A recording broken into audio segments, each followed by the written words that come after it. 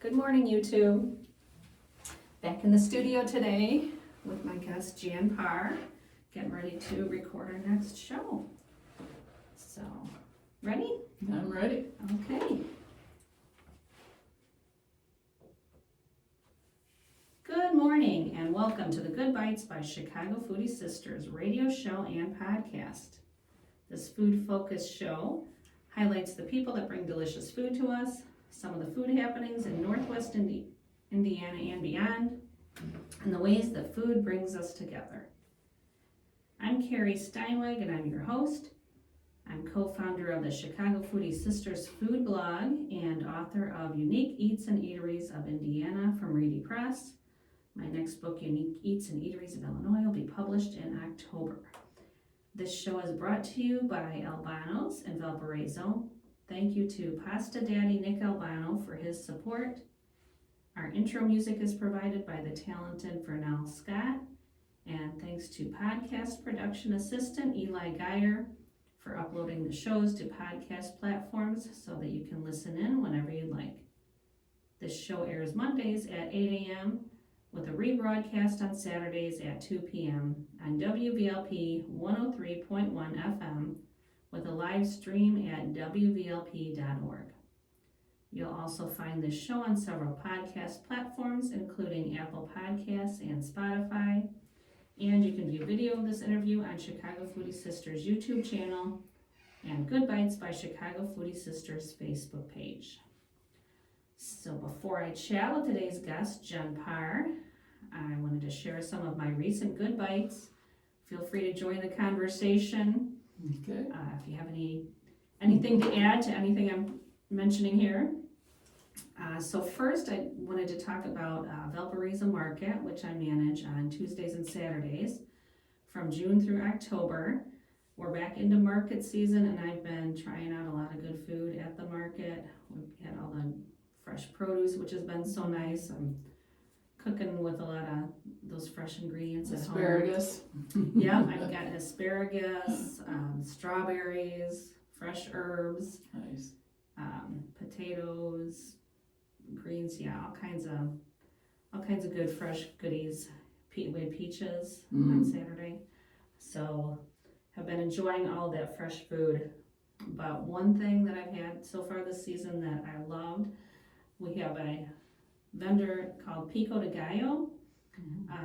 They have really good Mexican food, and last weekend I tried, I think this is something new they have, it's quesadilla, and it's the best I've ever had. It was so good. So if you're a fan of quesadilla, definitely recommend stopping by the market and trying some of that Pico de Gallo. They're at the market on Tuesdays and Saturdays, 9 to 1, we're open. And if you miss them there, their food truck is, sometimes can be found out on Lincoln Way by the university. And they're also at Lincoln Kitchen and have a location in there. So if you stop by Lincoln Kitchen, you can also pick up some of their food there. Another new thing that I've tried so far at the market this year is a new vendor called Chicken Salad Girl. And she's been there twice now. She also has a place in Nana Claire's Kitchen in Valparaiso. So you can try different menu items there, but she's at the market now. Not every market, she'll be there occasional Saturdays, but she has her chicken salads there. They're not sandwiches, it's kind of a scoop with crackers. It's kind of a snack, or what I did on Saturday, I went and bought lettuce from one of the farmers and got some chicken salad for her. Yeah, and did it was some leaf lettuce that was tiny, but it was like little bite-sized lettuce pieces. So I just sat there and had little bites of chicken salad with fresh lettuce, and it was so good. She does several different varieties. I think I've tried 4 or 5 different ones now. I think my favorite is the apple and grape with walnut. Very, very good. And then there's another one with cranberry that I really like as well. She had like a chicken bacon ranch one, I think, over the weekend, and some other flavors, but very good. It's the best chicken salad I've ever had. So if that's something you like, by the market and try some, or check her out at Nana Claire's Kitchen in Valparaiso. And so last week I attended the Midwest Travel Network Conference, which was held in McHenry County, Illinois. So we were in Crystal Lake for much of the conference. And as we were on our way out there, that was one of those really bad weather days when we were driving. But we made a stop. There was a place that I had wanted to check out for the upcoming book that I'm working on, The Unique Eats and Eateries of Illinois. And it's an iconic hot dog stand. It's called Gene and Jude's in River Grove, which I had never been to. I read about it before and even written about it in some roundups about hot dog places. So I wanted to work that into the trip. So we stopped there on the way, and it's one of those iconic places that's been around for, I think, since the 40s. I think like 1946 they first opened, and the interior is very simple. There's no tables, so you go and get your dogs there, and they have a counter, so you can stand at the counter and eat it, or you take it to go. But very simple menu. There's only 4 things on the menu. So you've got your hot dogs, a corn roll tamale, French fries, and soda, and that's it. So you can either choose a hot dog or a double dog or a tamale or just French fries. But the thing their thing is that they do depression dogs, which is a little variation on the Chicago style. I think it was before the Chicago style became known, and it was popular during the Depression era, which is where the name comes from. So it's depression dog has mustard, relish, onion, and sport peppers. Of course, no ketchup. And then they put a pile of fresh cut fries on top. And so they pile them on there, and they immediately wrap it up in like a wax paper. And so they say that kind of steams the fries as they sit in there, and then you open it up and you got this big pile of steamed fries, because it's meant to be eaten with the fries on top. You're not supposed to take the fries. I mean, a lot of people do. You got a big pile, you know, you munch on them, but it's meant to be eaten together with the fries on top of the hot dog. So that steams it, so they're easier to bite into when you're eating the whole dog with it all together. And can you vary the toppings, or that's it?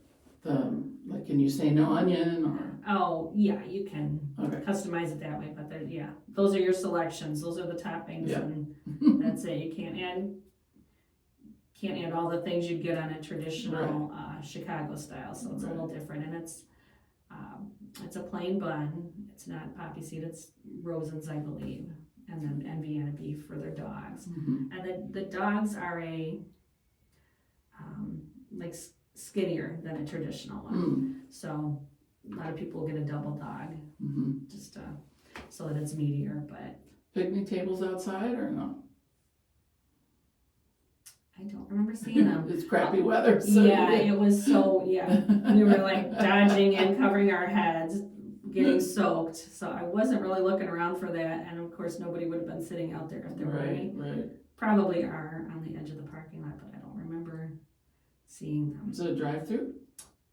I don't think they even have a drive-through. No, I think it's just, run into the inside and pretty much a carry-out spot. But we did stay inside and eat our dogs on the counter along the window. But yeah, it's that was good. Yeah. That was worthy of getting into the book. It's a unique spot with, I don't know any other places in the Chicago area that have that style hot dog. Right, no. Yeah, so. Yeah, so that's Gene and Jude's. It's in River Grove, Illinois. If you're a hot dog fan, you might want to look them up, and it's a bit of a trek from Northwest Indiana, but worth a drive to try it out. So that was on the way to the conference. Once I got to the conference, there were plans for that first night for a car show that happens in downtown Cary, Illinois. Oh, yeah. So the plan for that night was the car show, and they would have food vendors there with tents at the event, and we would be eating there. Well, the weather put a kibosh to those plans.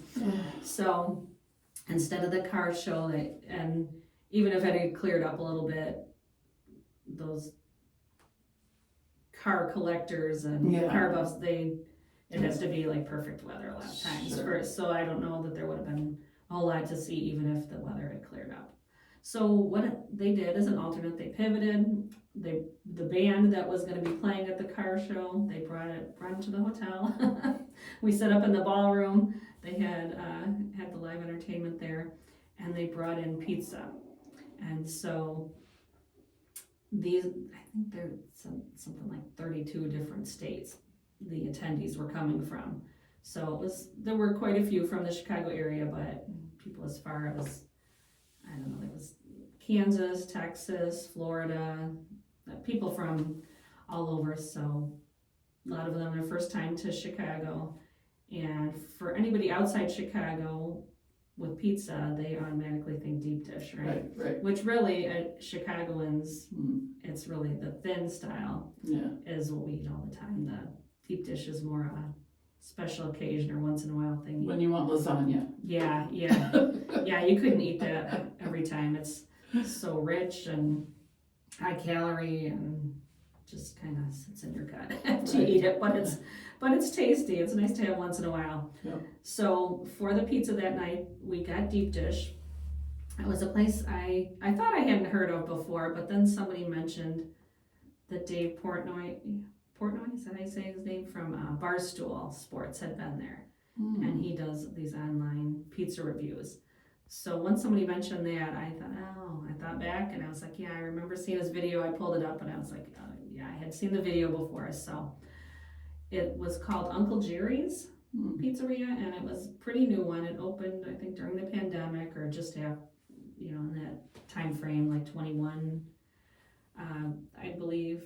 And they're in Crystal Lake, and it was just somebody who made it at home as a hobby, and his kids talked him into doing it as a business. And so I think he was making them out of a bar, an existing business, and so was using the kitchen, and so that's how he got started.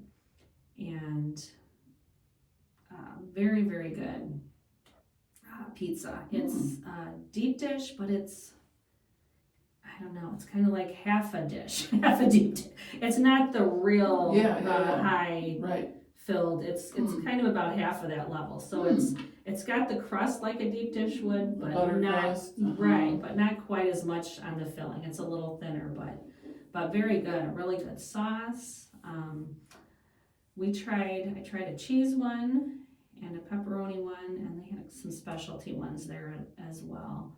One had some whipped ricotta on top. That's always good on pizza. And there was another one we tried. It was called the bacon glazed goat, and it's spinach, goat cheese, bacon, and balsamic drizzle. And that one was very good. But yeah, the crust was phenomenal.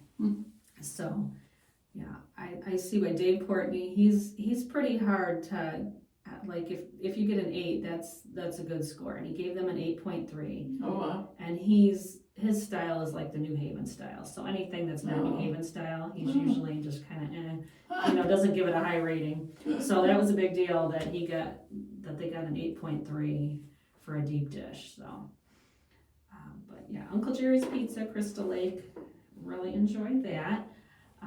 The next night at the conference, we went to a place called the Vixen, an entertainment complex in McHenry, and they just kind of did a taste of McHenry kind of event and had 5 different eateries there with tables, and we got to sample from each of them. So let's see, we had Thai, we had Chinese, we had Mexican, we had pizza, and then Rita's Italian ice, which is delicious for a dessert. I'll have to go back and find the names of Mexican, and the pizza to mention next time. The pizza was a Detroit style, which I do like Detroit style, and that was a really good one, but I don't recall their names off the top of my head, so I'll have to look them up. But we had Plum Garden was the Chinese. They had a really good egg roll that we were sampling. And then Green Pea Pod Thai cuisine. And that one was, they had a noodle dish that they were serving. That was very good. So I love Asian food, so. I do too. Yeah, so. Hard to do at home. It is, yeah. I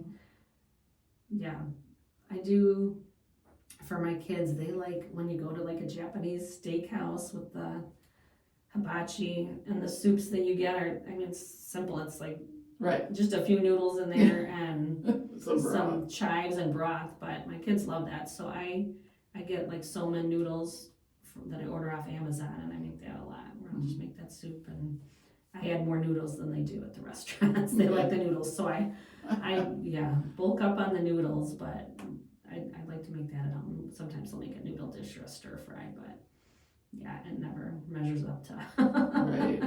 to what I get when I dine out. But yeah, I love Asian cuisine.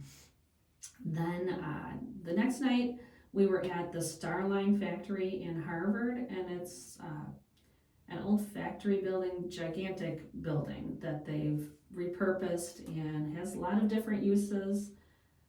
Coming in, it's kind of like a little antique mall where it's got different booths with a lot of vintage items and handmade items, and then a restaurant in there, and a lot of private event space.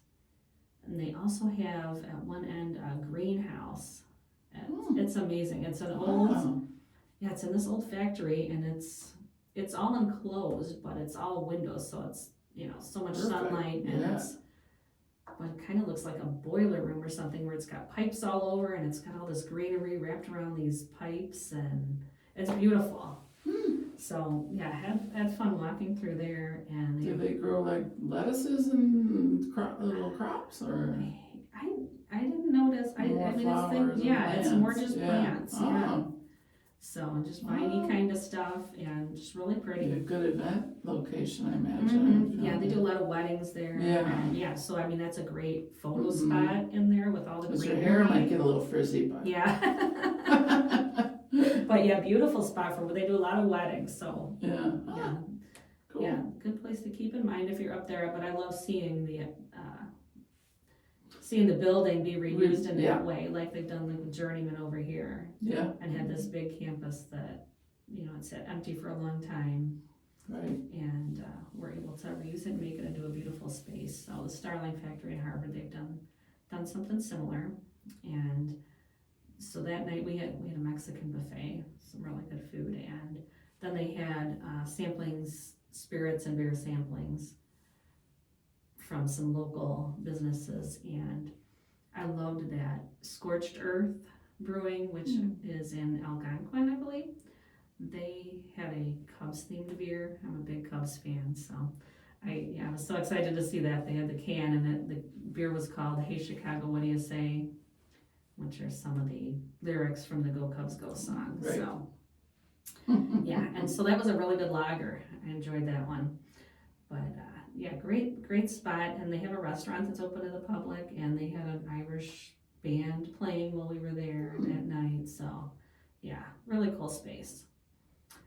Then the next day, it was our final day of the conference, and we ended it at the Woodstock Opera House. Beautiful building, and it's right downtown. They have a square there that if you've ever seen the movie Groundhog Day, that's where it was filmed. So that square there, they filmed there, and some of the buildings around the square, and the Opera House overlooks the downtown square. And we were there on a Saturday morning, and they had a farmer's market going on. So nice. That was I was off. Had the Saturday off of work from the market here, and I ended up at a farmer's market. You can't avoid it, just can't avoid it. But that's okay. I love when we travel. I always love stopping at markets. Yeah. And theirs was mostly food from what I saw. I didn't make my way entirely around, so maybe they had other vendors on the other side, but it was mostly food items, a lot of produce, and then, so we had just gotten out of the conference. It was lunchtime, so we walked the market, and my husband got some really good crepes, veggie crepes, and I got some pierogi.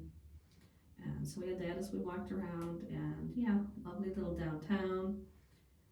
They had a business there I was kind of following online and hoping they would be open while we were there, but I think their opening got delayed a little bit. It's called Brat House, and they used to have one in Richmond, so it's German themed. And my father-in-law was from Berlin, so always loved the German food and German atmosphere. So I was hoping we'd be able to try that while we were there, but I don't know if they had their grand opening later that day, but they weren't open at lunchtime, so I was a little bummed about that. So next time I'm up that way, I'll have to try it out, because it looks like a fun happening place with lots of good German cuisine. So the conference ended, and after that I did a post-conference media trip, 3 days in Elgin area. So I'll save that for the next show, because we ate a lot of stuff during the time there. So I'll save that for the next show so that we can get on to our guest. But that's what I've been eating. Lots of good stuff. So today, joining us is Jan Parr. And Jan is a former Chicago journalist who was a top editor at Chicago Magazine and Crane's Chicago Business. She's lived in Beverly Shores for the past 9 years and writes a blog, Dunes Diva. You'll find it at dunesdiva.com. And it explores all that's new in the Indiana Dunes and Southwest Michigan. A book of her iPhone photos of the region is due out in the spring of 27 from Agate Publishing. And so we're very happy to have you here today. Well, thanks, glad to be here. Yeah, thank you so much for coming in, and Sure.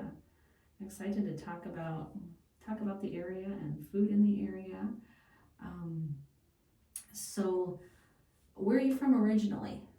I'm from St. Louis. Oh, wow. Yeah, and ended up in Chicago, after grad school in Iowa. The Chicago Tribune had there was a strike going on, and so they only printed one edition of the print newspaper, which means that all the classifieds were in all the editions. So that's what I saw in Iowa City. Oh, and there was a little ad for a reporter position at Forbes magazine, the bureau in Chicago. Oh, wow. So I would never have seen it if the strike hadn't been going on. And I applied, and next thing you know, moving to Chicago. Wow. Yeah, so I've been there, or was there, since like 84, I guess. Okay. Yeah. So, and my family's all still in St. Louis, so I go down there once in a while. I do love St. Louis. It's a good time. Yeah. Really is. The history is incredible. My husband's always blown away because it's so much older than Chicago. You know, the buildings because of the fire, of course. Yeah. So we have, if we can get away from my parents' backyard, which is a little hard sometimes. Yeah. Because family and everything. But yeah, a lot of great places there. Yeah, the zoo, I remember, was amazing. And the zoo. Yeah, gorgeous. Yeah, and of course the arch. The last visit I was on was my first time going up on the arch. Oh. I think when I had been there before, they were doing construction. Yeah. It wasn't. It's a marvel. It really is. I'm a little claustrophobic, so I don't love going up in it. Oh, yeah. But deep breaths. I do, and it's worth it though when you get up there and get to see that view. Then. Yeah, it really is. Yeah, I just don't like the part where the windows open up onto nothing, like onto metal or steel. And I was like, that's what part. It's very short-lived though. It's, I guess if you're claustrophobic, it seems a lot longer than the 3 minutes or whatever it is to get up there. But. Right, but yeah, I love driving in, and my parents always want me to take the bypass, and I'm like, no, I want to see the arch. I go downtown. Yeah. from Chicago area, we just had, and it's just, the shape changes, the arch as you drive, and it's just stunning. Yeah, it is, yeah, I agree. It's funny to think my parents like saw it going up, Yeah. as they lived there. Yeah, that's incredible. Yeah, and like you said, seeing it as you're driving in, and you drive it a different way to see it. That's how I am always going into Chicago. My GPS always wants to take me straight up 94, and I'm like, no, I always take Lakeshore Drive just because. Yeah. Even if it takes longer, I'm like, just for the view. It's so If you're gonna be stuck in traffic, I'd rather be looking at sailboats than than billboards. Exactly. Right. Yeah, and my parents moved from Central Illinois up to Chicago in the early 70s. My dad worked for the IRS, and he was in a building across the street from where they were constructing the John Hancock Center. So he watched that go up. Wow. So yeah, for both of them, that had to be a pretty neat experience to see these iconic structures being built from the ground up. Yeah. And what did they even think when it was happening? I don't know if they knew how. Yeah. Wow. So you're from St. Louis, and you talked about how you ended up in Chicago. So then, how did you end up in the Dunes area? Well, so part of Chicago Magazine, one of my jobs, I started a magazine called Chicago Home and Garden. So all, beautiful homes and gardens, and I met everyone in the interior design industry, and one of my friends had an antique store by the Merchandise Mart, Thomas Jolly Antiques, and he bought a place in Buchanan, Michigan. So that's, inland a bit, I don't know, hour from here, I guess. Maybe the not crow even flies. that. 45 minutes in. And he had friends over there with a pool, and we became friends with them, and we kept coming over on weekends. And my husband kept saying, we should have our own place out here. And I was like, why? We have their guest room, and it's like, we're not second home people, And we lived in Oak Park in a little bungalow that I loved. I lived there before he and I were married, and then he moved in with me, and I thought that was my forever home. I couldn't imagine living anywhere else. And he kept coming over and looking at stuff, and I was just not paying any attention. Like, that's nice, And we got back from LA, we had a vacation out there, friends that live there. Speaking of farmers markets, oh my God, you go there in the winter, and you just want to weep. Yeah. The avocados and the strawberries, and oh gosh, it's just wonderful. So we get back, and inevitably I'm sick because it's February, and I was always. And I'm like, you go. And he comes back, and he's so excited. He has a video of him walking to the beach. Look, it's 4 minutes. Well, he's very tall. It would take a normal person maybe 6 minutes. And the house was a disaster. So ugly. This person had painted it yellow, the colors of the Irish flag, yellow, red, green. Is that right? I think, yeah. And just like, the bench around, there was a mid-century ranch up on a dune. And so the bench kind of bowed out a bit. And, on the edge of the bench was yellow. Like, why would, it just took so much. Makes sense to them. Effort to, And I'm like, oh my God. And anyway, it was cheap. Well, you knew you'd have to do a lot of work to I don't get into know the way. what I knew. It was seriously, in retrospect, because people say, oh, you had such vision. No, I had a fever.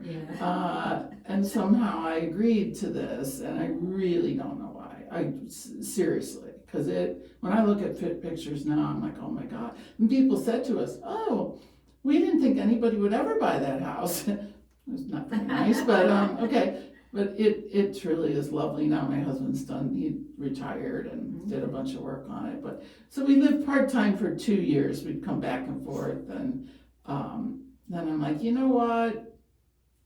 Let's sell Oak Park so we have the money to put into this place, and I love it here. I always, every time I go back, I want to be back. And the South Shore took me right to my office at Crane's at Randolph in Michigan. I literally would not have had to wear a coat. Oh, Because wow. it dropped me in the underground and and the you go up. pedway and just walk upstairs. It was amazing. Wow. Craziness. You know, it just seemed meant to be. So, you know, then that was in August before the pandemic. And then when the pandemic struck, of course, we, you know, we're working remotely. So, and then I never went back really. I mean, I just said, I don't really want to go back. So, yeah, so that was it. And more people moved to Beverly Shores. You know, it's a small town, like 600 people, but more and more people started selling their places and moving full time because they could work remotely, you know, or they were retiring or, you know, whatever. Pandemic really just changed everything, you know. And still, if you have to commute, that's, like you said, it's so easy. It was so easy. I worked on the train. You know, there's Wi-Fi on the train. It's pretty decent. It was not great when there was breaking news that I had to edit and I was coming close to my stop. One time I thought, well, my husband will have to pick me up in Michigan City because I was just, you know, because if I got off the train, I would lose the Wi-Fi. I know I had a hotspot, but anyway. It was, sort of crazy every once in a while. But yeah, I kind of convinced my bosses I wasn't going to add on 2 hours of work. You know, so I didn't spend all 8 hours in the office, you know. It was really pretty easy. So yeah, that's how we ended up in Beverly Shores. Made a lot of great friends. It's a social town, you know, and our friends come out from Chicago and my family from St. Louis. So. And I love the Century of Progress homes. That's one of my favorite places just to go for a walk. Is I just go there and park and just because there's not a sidewalk, but there's very little traffic. So you can walk it easily in that. Sometimes if I go there in the morning, I'll walk and I'll maybe see 1 or 2 cars. Right. So so it's easy walkable area and it's really beautiful. Nice. And have you been recently? The House of Tomorrow has glass windows now, which is just amazing because I feel like that's a travesty that sat empty for so long. For a long time. And I know it's not an easy process, but I think they're on the right track now. Yeah, that's so exciting to see. You know, I think they want to get somebody into, you know, get a lease and finish the inside, I think is the idea. And then you might know that the log home, you can rent it now. Exactly. Which, I think is a great idea. I mean, it's a lot for one family so for listeners that don't know, the deal was that, you know, you would take a lease, an individual or a family would take a lease and for free, but they had to restore the entire place and then make it open to the public a couple days a year. That's in the fall. Tour. But you know, cost a lot. I did a story for Chicago Magazine on the Armco Steel House that's there, and that man poured in more than $1 million to the house to make it, and it is not his. Right. So it's not like it's equity that he's gonna. No, it's possible. You know, they will entertain a bid from his children, if you know, but there's no guarantees. So unfortunately, my editor at Chicago headlined it "The Money Pit." And he did not like that. The owner, I felt bad. Was, you know, as you know, writers don't control the headlines. But most people don't know that. And you can have it written and the way you see it, and you hand it off, and the editor can change things quite a bit. And sometimes it doesn't look the same as what you intended it in the end. And I've been an editor most of my life, so I'm sensitive to that, and I know that. You know, and we always think we know better, the editors, but who knows? And for listeners who don't even know what we're talking about, these Century of Progress homes, these were from the 1933 World's Fair in Chicago. Right. There's 5 homes that, I think 4 of the 5 were brought across on barge. Which is just unbelievable Across to the me. across Isn't the that lake, crazy? yeah. Yeah. And so and I can't remember the name of the person who collected them and, Bartlett. okay, and intended for it to kind of become like a resort community, right? And Correct. He wanted yeah. Beverly to be Beverly Shores, Mhm. which he named after his daughter. This is Robert Bartlett, I'm pretty sure, not Frederick. They were brothers. Okay. So the one, and right, he thought that these homes would be an attraction to Mhm. people. So we had the South Shore train station there. Mhm. So people could come from Chicago, get off and walk to their, Spanish colonial. Yeah. We call them Bartlett homes, actually, for short. The stucco, and there's actually an exhibit right now at the Beverly Shores station on the Bartlett homes, Oh, okay. which I encourage people to check out. It's open on weekends. And so, yeah, he thought these houses would be an added attraction. Mhm. And the houses were meant to showcase some kind of material or Yeah, new innovation or construction whatnot. materials, Yeah. yeah. Like So there was Rowstone, which the Mhm. Weebolt house was showcasing. That actually, I think, crumbled and was terrible. So they had to reclad it at some point yeah. on its location now, but there's a little bit of Rowstone left around the doorway. And then the Florida The house. Florida house is the one that, Yeah, it the stands pink out to one. everybody, yeah. And that lease is up for sale. Okay. The people that have that lease would like to sell it. It's been many months, maybe a year, I don't remember, but we'll see. Yeah, pretty pink house though, right on the. Yeah. Right, overlooking the water, where It's I think on the water. there's 2 on the water, right? And then Correct. the 3 other ones are across the road. Yeah. Up on a hill a little bit. Yeah, up on a dune. Yeah. So he had vision for, well, there was a golf course where the Indiana Dunes National Park campground is now, which is in back of the restaurant, our local, Goblin. Mm-hmm. It's in back of that, and that was a golf course. Oh, I didn't realize that. Yeah. Yeah, the Goblin is such an adorable spot. Dawn was great. on the show before. Oh, nice. Yeah. We love Dawn. Yeah, it's a great place. Locals gather around on Thursdays a lot, and it's nice to see your neighbors and so. But then around the marsh was filled in, the Great Marsh, and there was hotels, casinos, right on the water where there's like a plaza for our beach at Robora. That was a restaurant that your readers or your listeners, many of them probably remember. Oh gosh, now the name just went out of my head.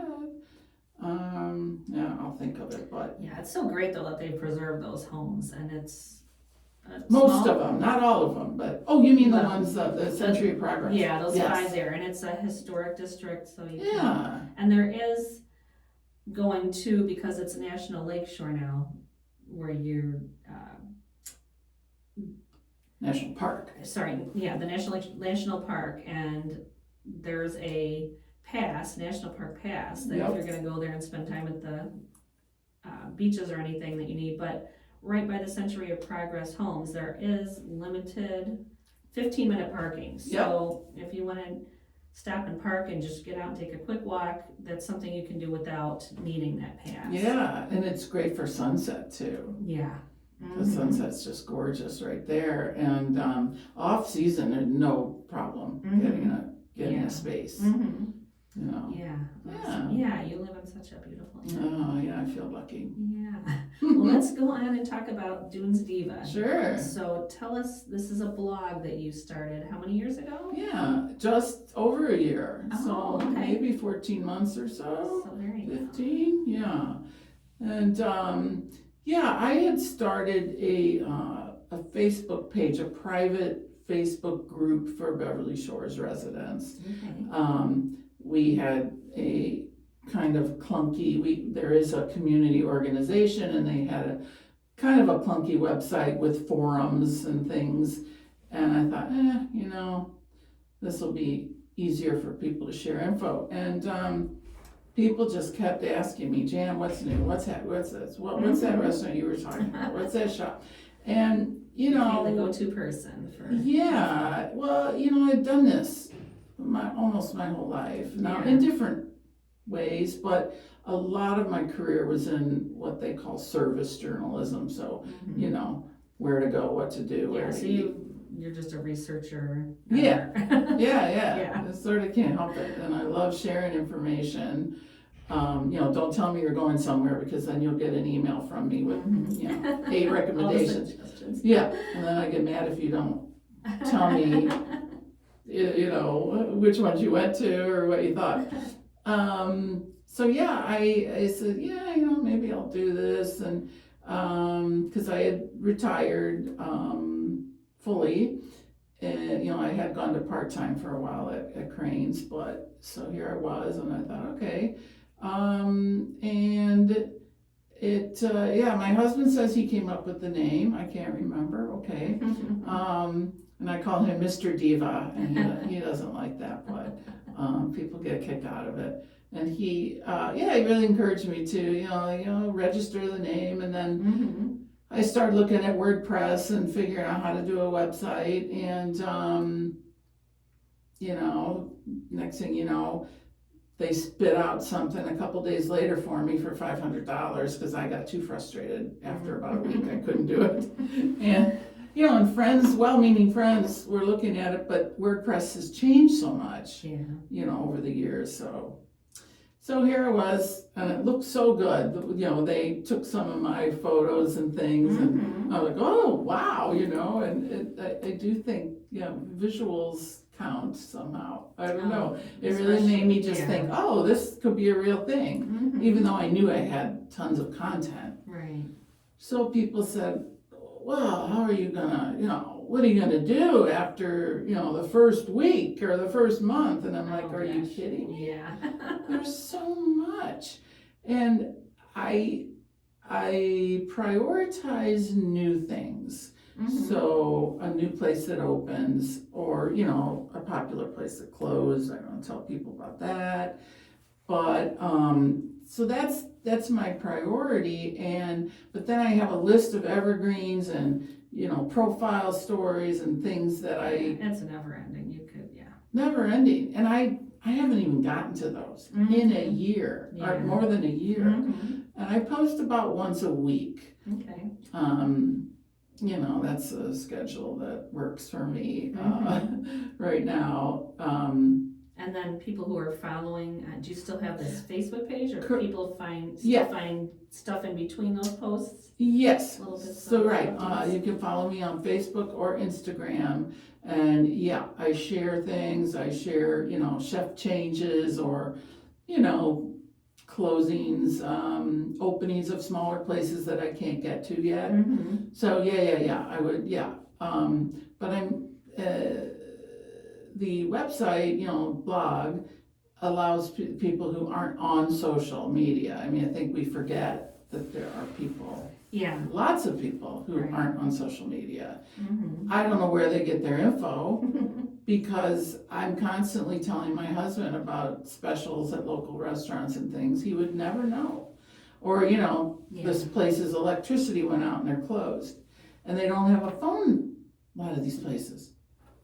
And then you're like, so I don't know. It's an odd world, where people, some of them advertise here and there on other, platforms, but some of them, that's the only way they communicate is through social. So I like to tell people I am on social, so you don't have to be. So basically, I'm just constantly, looking for new things, and now people are coming to me a lot to say, hey, have you heard about this? Have you heard about that? Hey, we have a new gallery, we have a new restaurant, please check us out. So that's great. I love that. So my list just grows, and I cover pretty much everything from Miller Beach up to Bridgman. Somebody just told me about a new place in St. Joe, and I think I will, if it's good enough, if it's big enough, kind of thing, then maybe I will go outside of my little area. I don't go into Valpo that much simply because it's so big, and I feel like I can't handle it, but it's in my mind to do, and there are a couple places in Valpo that I just love on the north end, I guess, closer to Chesterton, so closer to us. The bait shop, I don't know if you've been there. Wacky place, but such good food, small menu. Right, very limited menu, but it's always such good stuff. And I love that though, then it's different every week. So. And I like to tell people that it's like, they're like flavor bombs. Every dish is just packed with, Yeah, I agree. Not like light fare, that's for sure. But anyway, and over into Chesterton and Three Oaks, so I go inland a bit, Buchanan. Well, if you ever want Valpo recommendations of where to eat, let me know. I will. Because we would always go to, is it Kin Cow, the Thai? Oh, and he just reopened with the barbecue place, I think. Moved into the Prime Smoked Meats location that's in the it. University. I haven't been there yet. But I loved their food before when they were in the house on Lincoln Way where Bow's is now. And they relocated and we had them there, and so I haven't been to the new place yet. That's we once in a while come up, go to Target and do a little round and then get a carry out and go home. We need to explore more right downtown though. So many good ones. Well, we've been to Blockheads, we love that. And the square is just so cute. And what else? The I want to call it the red pizza truck, because they used to be in Beverly Shores. Rolling Stone Baker. That's so good.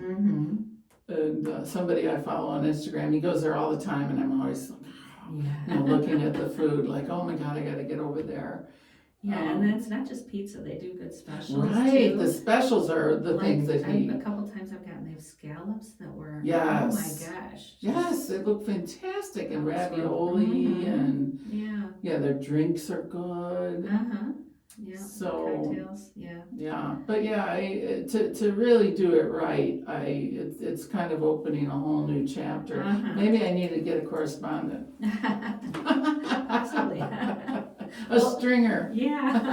Well, now that we're on the topic of food, let's hear some of your favorites, some of the places you featured on dunesdiva.com that are in your area. You said you stretch kind of from Miller Beach up into southwest Michigan a bit. Marion County. Up there. So, oh gosh. Well, I'll talk about, I guess, again, mostly what's new. I mean, I've mentioned, the Goblin is one of our go-tos, and we, further afield, I guess, a little bit is Pizza Terra in Burns Harbor. Love that place. It's fantastic. They have the tiled Italian wood-fired oven, but he does excellent toasted bread in there, for crostini and salads, and then he has a couple of mains as well, and pastas. I had pasta there too. That was so good. So good. So he was a Lucretia chef, and came over to do his own thing, and I think it's obvious, he had talent that was not being tapped, or maybe the ingredients, he wasn't allowed. So he, the stuff that he does now, I mean, it's imported pasta, it's imported pizza crust, the dough, imported cheeses, meats, and it's, you can tell. And so I don't know if you saw that they are moving to Chesterton. Okay. So I saw something about that.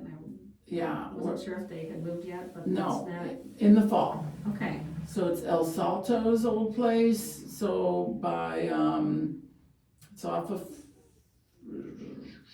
what is that road called? Indian Boundary, Indian Boundary. Yeah, where there's a Japanese restaurant, is it Makai? Oh, Musashi. I think, Musashi, yeah. Yeah, good bento boxes there for lunch. I love to stop there. Very good, yeah. Good stuff. I wish they would open the shade sometime. That's the only thing, again, as a claustrophobic person, they're always closed, it's not, I don't know, but I love the food there, yeah. Mm-hmm. Yeah.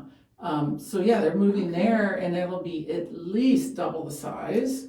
Okay, that's good, because I was gonna mention, if you go to the Pizza Terra location, be prepared to wait a bit. Yes, almost always, although don't be entirely put off by the cars in the parking lot. I think people park there like to commute or something with other people, because there are never as many people inside as the cars would have you believe outside.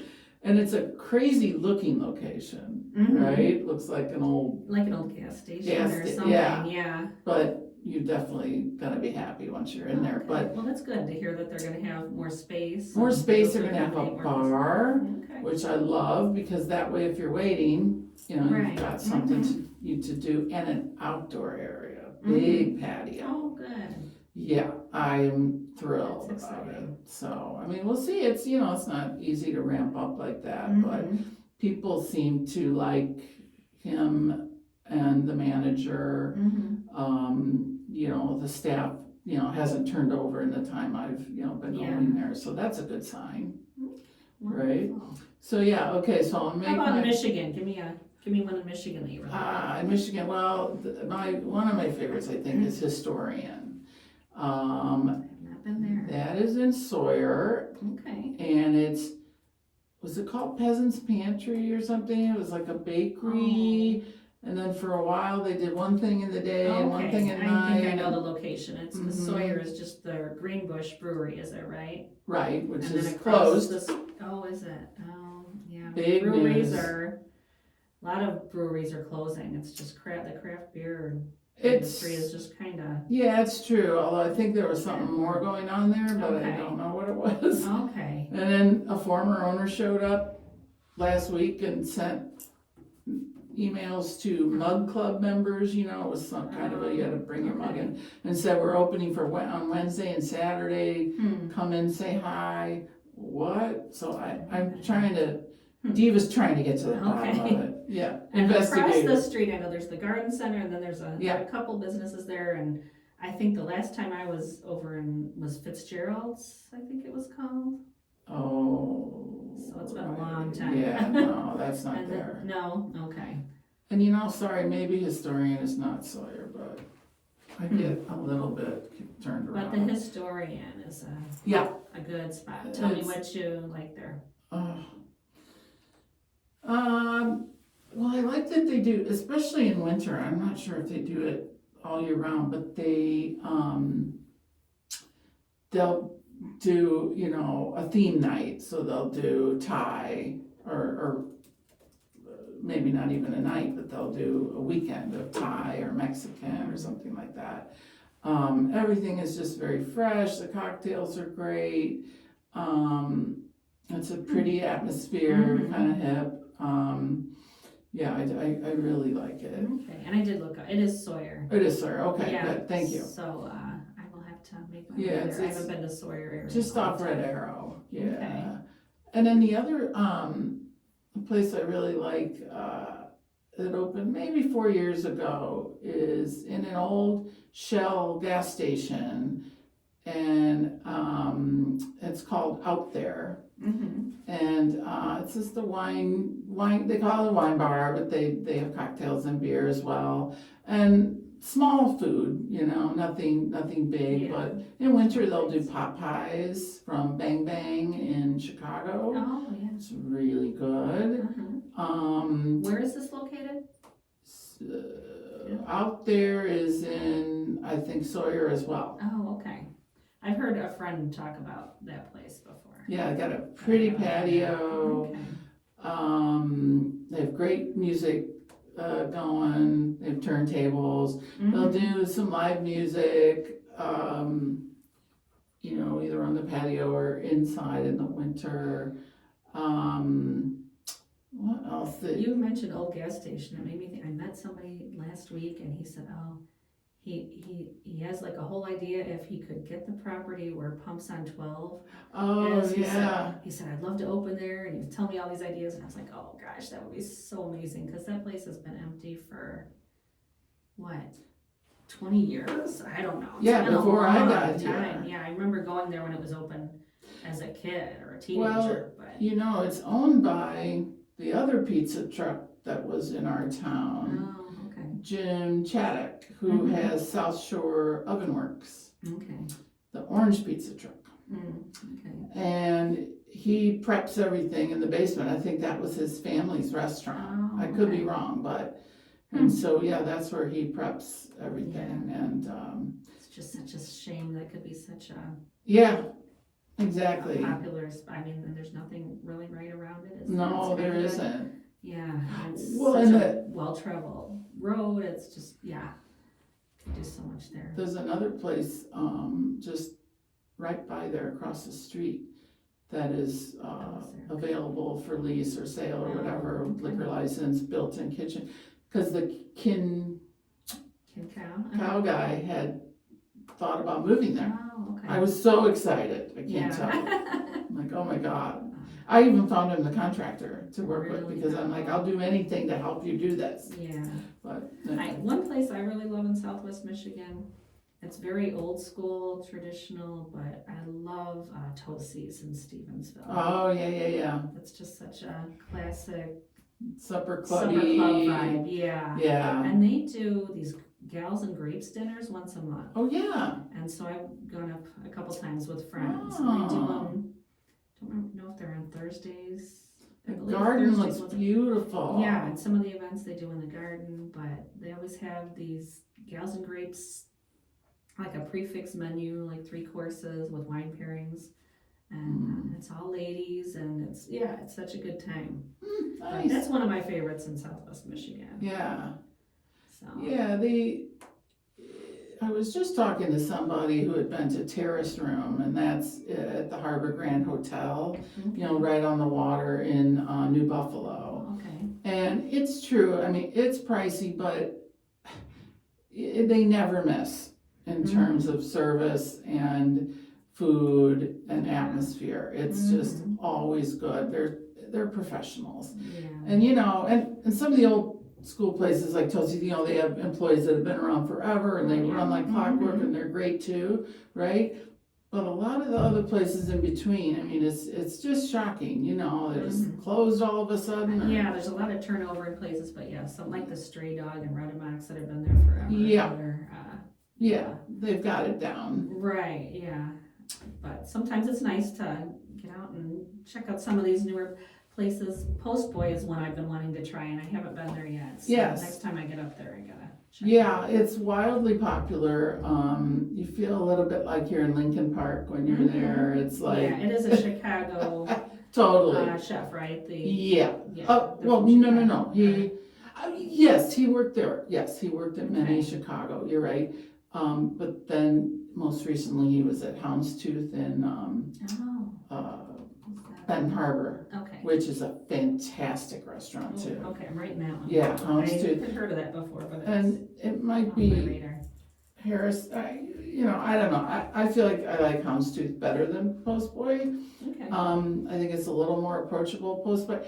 Okay, number one, I don't eat meat, so I'm not a restaurant reviewer. I should have said that from the beginning. Yeah. Disclaimer, Uh-huh. I'm not, but I eat fish and whatever. So, I can eat most things on a menu, but there are a lot of things that I'm not eating. So, Yeah.